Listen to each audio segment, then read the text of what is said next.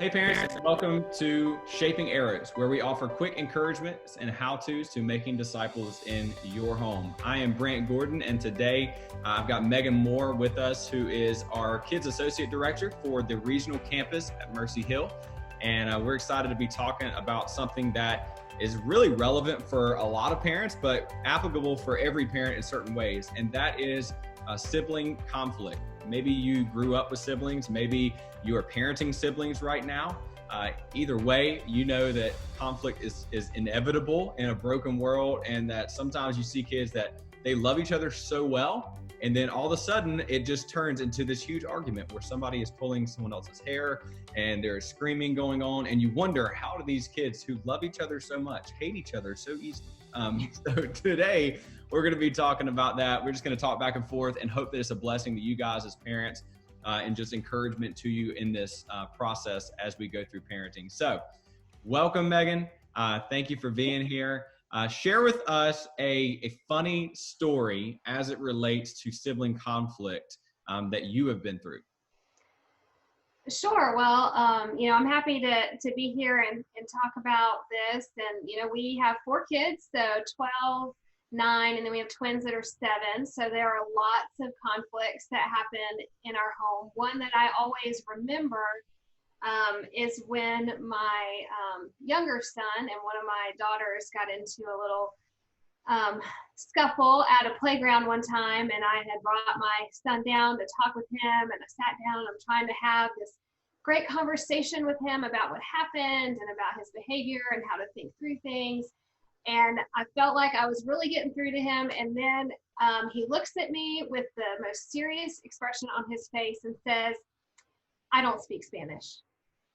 And I just kind of started laughing because it was so funny. And I'm like, you're so right. Like, I'm trying to talk to you like a little adult and trying to just tell you all of this wisdom. And you're looking at me like, I don't get it. This isn't computing. I don't understand.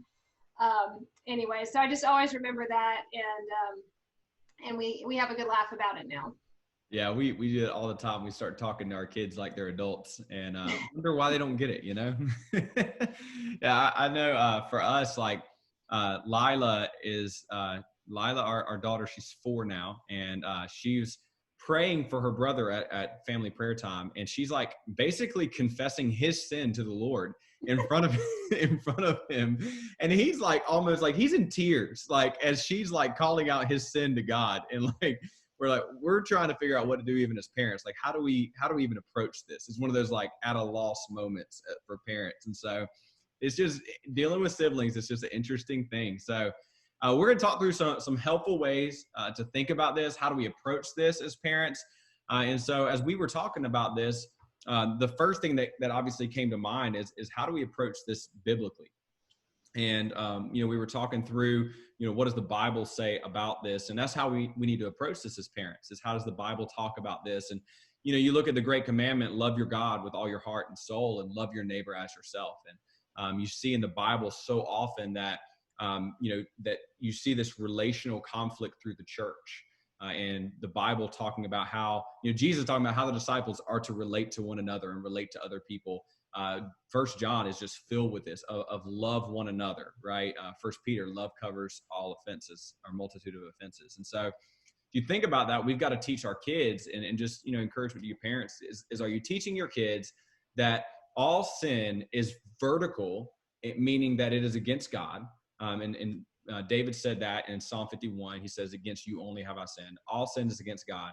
But sin also is horizontal. It can be against other people. And so we have a responsibility. God gives us a responsibility to not only make things right vertically by confessing and repenting, but also making things right horizontally by confessing and repenting. And so just as you think about sibling conflict, thinking about, hey, are we owning our sin in a way that we are not only just confessing and repenting vertically, but also confessing and repenting horizontally? And you may tend towards one or the other in how you're teaching your kids. We've got to balance both. We've got to teach both as parents. The other thing too is you see the concept in the Bible of esteeming others or counting others more significant than ourselves. And that's something that as we see our kids enter into conflict, what has happened is they are not counting the other more important than themselves. And that's the opportunity for us to remind them as parents who, hey, we struggle with this too, but we're seeing progress in this as God is growing us. We want to see progress in your life as God is growing you. And so we want to count others as Jesus did. You see in Philippians, counting others more significant than ourselves, more important than ourselves. What would you add to that, Megan?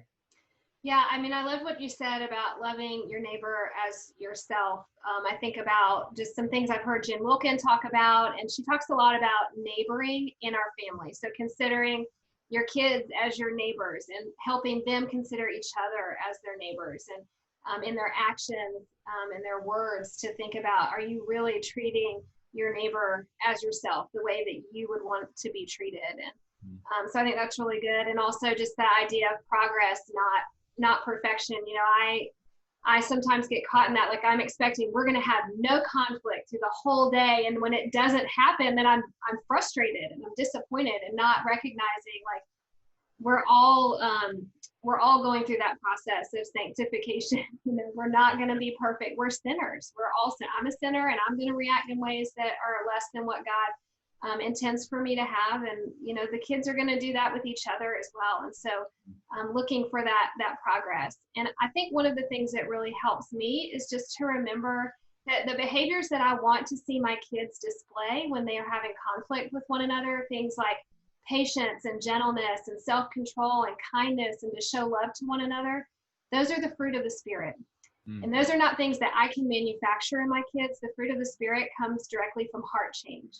I can't change my kids' hearts. And so while I do need to display what that looks like to them, and I do need to encourage that in them, I need to pray for them. I need to pray that the Lord would change their heart, and that through that I would see that fruit come in their lives. So I just think that's important. I think that it's important to also really honestly ask ourselves, how am I approaching conflict? What does that look like to them? Because, we talk a lot at our church about, word taught, life caught. And so they're going to catch a lot of things. So what are they catching from me in the way that I approach conflict with other people that I'm surrounded with my spouse, with them? How am I walking into their conflict? Am I actually escalating their conflict through my response, or am I teaching them how to handle that conflict in a way that is biblical, like you were talking about? Yeah, I think that's super convicting as you think about the things that. For me too. Yeah, the things that our kids say, and we're like, where did you hear that, or where did you see that? And you're like, oh wait, that was probably me. And so it's an opportunity for growth for us. I think as we think about this too, there's a lot of parents that are out there that are like, hey, I've got one child right now. And so, what do we say, if a child doesn't have siblings, how does this apply? Yeah, well, I was an only child, so I can definitely relate to that. But honestly, I think any person can recognize that we deal with conflict in our lives at some point in time, whether it's as you're growing up in your home with siblings, or it's on the playground with friends, or it's in your school setting or your work setting, or even in your church setting. We're all going to be dealing with conflict, and we need to learn how to deal with it biblically. Like that's just essential for our lives as believers. And so it's important for all kids to learn that, and we still can model positive behaviors for them in dealing with conflict.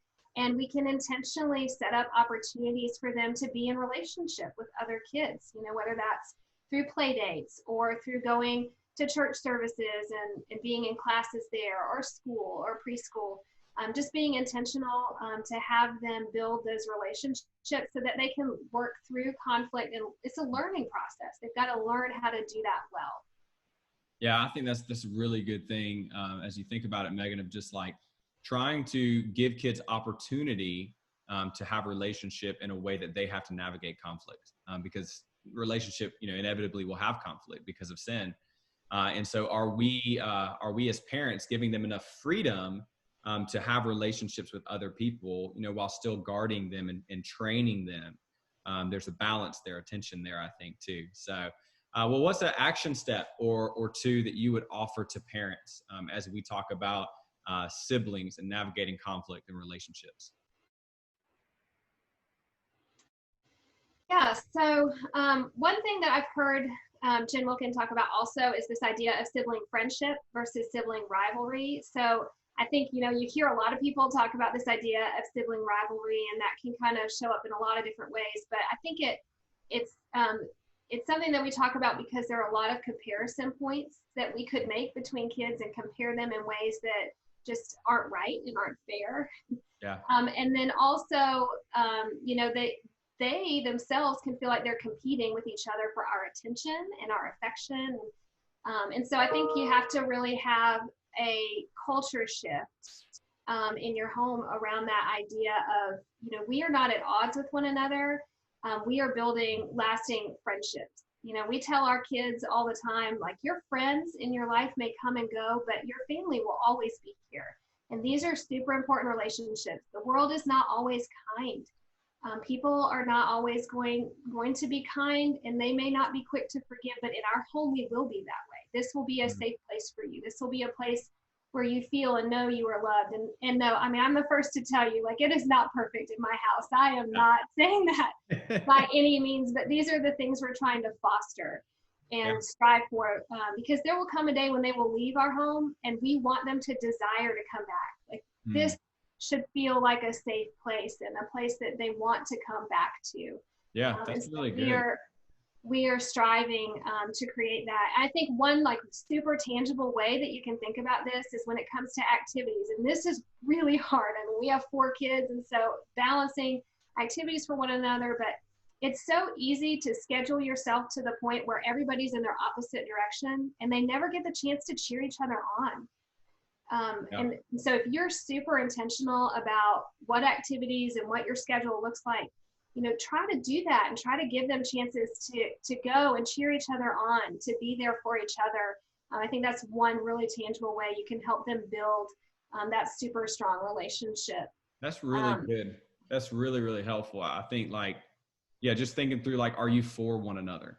I think having that mindset as brothers and sisters of being for one another, and then that ends up rolling into the church and into, life with other people. And are you loving one another? Are you for one another in terms of your relationships? And I think that's awesome, of teaching that with siblings, again, individuals, kids that don't have a sibling, of teaching them that as well. So, well, thank you, Megan, for your time, and thank you for just how you're investing in kids at Mercy Hill. And we're working to just be able to equip parents, and you're doing a great job of that. So grateful for you guys for checking this episode out of Shaping Arrows. If it has been helpful to you, if you feel like this is something that's been of value to you, we would just ask that you would share it with somebody else, that you would like it, that you would, again, just get this in someone else's hands, that they would be able to check it out too, because we want to, again, raise up disciples that would be sent out to the nations. And we realize that parenting is not perfection, but there is progress to be made. And so we're thank you for checking this episode of Shaping Arrows out, and we will see you next time on Shaping Arrows. Thanks.